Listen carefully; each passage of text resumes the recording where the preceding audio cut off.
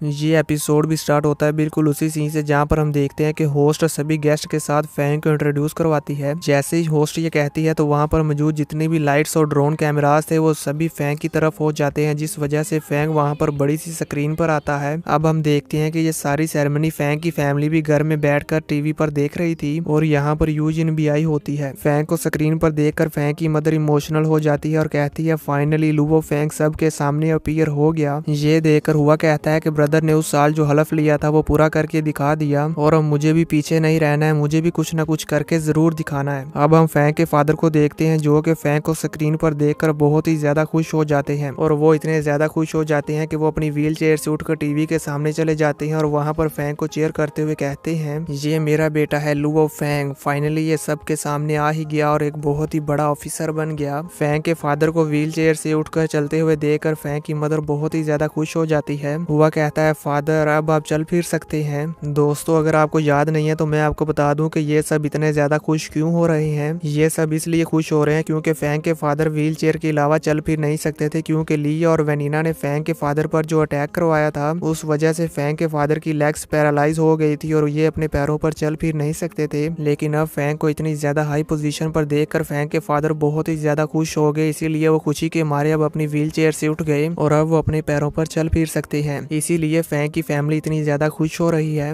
View change होता हम देखते हैं कि बेस सिटी ऑफ जियांगनान के सभी लोग ये सेरेमनी लाइव देख रहे थे। ये सब लोग भी काफी खुश थे। जिसके बाद हम यूजिन के ब्रदर जू गैंग को देखते हैं जो अपने फ्रेंड वैंग के साथ बैठकर फैंग की सेरेमनी को देख रहा था और अब जू गैंग अपने फ्रेंड से कहता है वैंग क्या तुमने देखा, ये जो एक्सट्रीम ग्लोबल मार्शल हॉल के इंस्पेक्टर लुवो फैंग है ये मेरे ब्रदर इन लॉ है। और अब जू गैंग अपने फ्रेंड को ताना मारते हुए कहता है मैंने सुना है कि तुमने यूजिन का पीछा करना छोड़ दिया है और गिव अप कर दिया है, क्यों, क्या तुम डर गए। ये सुनकर वैंग चौंकते हुए कहता है ब्रदर जू गैंग आप मुझे इसके बारे में दोबारा से याद ना दिलाएं, वो मैं ही था जिसने पहले लुवो फैंग को ऑफेंड किया था और अब मैं दोबारा से लुवो फैंग के साथ कोई भी परेशानी बनाने की हिम्मत नहीं करूंगा। व्यू चेंज होता और हम फैंग के फ्रेंड हुआ को देखते हैं जिसे कि अपनी कम्युनिकेशन वॉच पर एक मैसेज आता है, जिसे देखने के बाद वो फैंग से कहता है लुवो फैंग क्या तुम्हें याद है एंशिएंट सिविलाइजेशन रूइंस नंबर 9 में जाने से पहले तुमने मुझसे कुछ कहा था। तुमने कहा था कि मुझे इन 9 प्लेसेस से इन्फॉर्मेशन कलेक्ट करनी है ताकि मैं तुम्हारे फादर और मदर के मिसिंग रिलेटिव्स को ढूंढ सकूं जो कि निर्वाणा के टाइम में खो गए थे। ये सुनकर फैंग भी खुश हो जाता है और कहता है क्या तुमने उनको ढूंढ लिया। हुआ कहता है फैंग तुम्हारी मदर और फादर के रिलेटिव्स में से 3 लोग अभी भी जिंदा हैं, जिनमें सबसे पहले है तुम्हारी मदर के अंकल लुवो होंग किन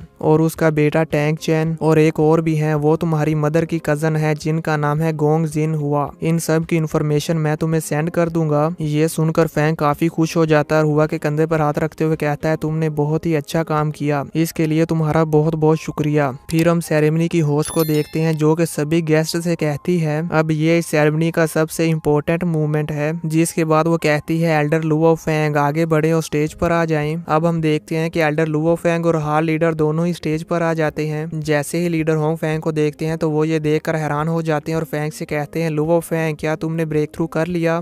फैंग कहता है जी हाँ हाल लीडर आपने बिल्कुल सही कहा, मैंने 2 दिन पहले ही ब्रेक थ्रू किया है। ये सुनकर लीडर होंग खुश हो जाते हैं और फैंग से कहते हैं कि अब तुम्हारी करंट फ्लाइंग स्पीड लिमिट क्या है। फैंग कहता है 2400 मीटर पर सेकंड। लीडर होंग कहते हैं वेरी गुड, तुम्हारी स्पीड तो बहुत ही ज्यादा इंप्रूव हो गई है और अब तुम इस वर्ल्ड के 3rd सबसे फास्ट फ्लाई करने वाले पर्सन बन गए हो। ये सेरेमनी खत्म होने के बाद तुम मेरे साथ मिस्ट आइलैंड पर चलो। ये सुनकर फैंग काफी हैरान हो जाता है और कहता है मिस्ट आइलैंड पर।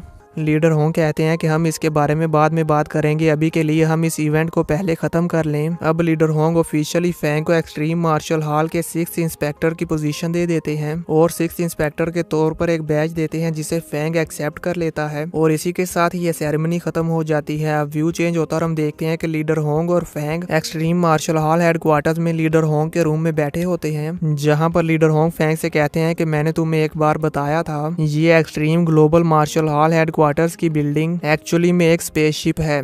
जब ये स्पेसशिप मुझे मिली थी तो ये टूटी फूटी हुई थी और इसकी हालत बहुत ही ज्यादा खराब थी, इवन कि ये फ्लाई भी नहीं कर सकती थी और अब ये स्पेसशिप टर्टल के शेल की तरह अंदर से खाली है, लेकिन फिर भी इसकी डिफेंस हमारी जमीन पर मौजूद किसी भी बेस सिटी ऑफ जियांगनान की बिल्डिंग से बहुत ही ज्यादा स्ट्रॉन्ग है। ये सुनकर फैंग अपने मन में सोचता है कि हालांकि ये स्पेसशिप बिल्कुल टूटी हुई है लेकिन फिर भी ये हमारी ह्यूमन सिविलाइजेशन से बहुत ही ज्यादा आगे है और इसकी डिफेंस भी काफी ज्यादा ज्यादा है। फैंग ये सोच ही रहा होता है कि तभी लीडर होंग फैंग से कहते हैं लुओ फैंग, अब क्योंकि तुमने ब्रेक थ्रू कर लिया है इसलिए तुम ये सब जान सकते हो कि एक्चुअल में पैरा वॉरियर और मेंटल मास्टर की क्लासिफिकेशन क्या होती है। और ये कहते साथ ही लीडर होंग वहाँ पर होलोग्राम वीडियो प्ले करते हैं जो कि देखने से स्पेस की वीडियो लग रही थी। और इस वीडियो में हम देखते हैं कि एक एंशिएंट सिविलाइजेशन का वॉरियर बहुत ही आसानी से पूरे एक प्लेनेट को डिस्ट्रॉय कर देता है और उस वॉरियर को इस प्लेनेट को डिस्ट्रॉय करने में सिर्फ कुछ ही सेकंड लगे थे। यानी कि दोस्तों आप खुद ही सोच सकते हैं कि एंशिएंट सिविलाइजेशन के वॉरियर कितने ज्यादा पावरफुल हैं। वो सिर्फ कुछ ही सेकंड में पूरे प्लेनेट को डिस्ट्रॉय कर सकते हैं। ये देखकर फैंग भी समझ जाता है और कहता है कि मैंने ये पहले ही गैस कर लिया था कि हाल मास्टर ने इस यूनिवर्स में मौजूद वॉरियर्स की क्लासिफिकेशन के बारे में सब कुछ जान लिया है। अब हम देखते हैं कि लीडर होंग ने जो वीडियो प्ले की थी वो वीडियो बहुत ही ज्यादा स्पीड के साथ सभी प्लैनेट्स को क्रॉस करते हुए एक व्हाइट ड्वार्फ प्लैनेट के पास चली जाती है और उसका व्यू दिखाती है, जो देखकर फैंग भी काफी हैरान हो जाता है और कहता है